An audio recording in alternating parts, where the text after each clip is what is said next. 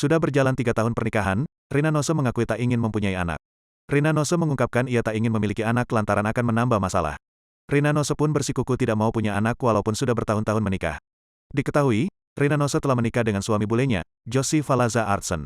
Rina Nose menikah dengan Jussi Valaza Artson pada 2019 silam. Pembawa acara sekaligus pelawak itu pun belum dikaruniai buah hati. Tetapi keputusan tersebut ternyata berawal dari Rina Nose yang tak ingin memiliki anak. Alasannya, ia tak mau menambah masalah di hidupnya. Menurut Rina Nose, ia sempat didesak netizen untuk segera memiliki anak. Ibaratnya gini, hidup udah banyak masalah nih. Nanti kalau tambah anak itu kan bakal nambah masalah. Udah pasti, terang Rina Nose seperti dikutip pada akun gosip @lambegosip, Sabtu, tanggal 17 September tahun 2022. Perempuan berusia 38 tahun ini menambahkan mengurus anak tidak semudah itu.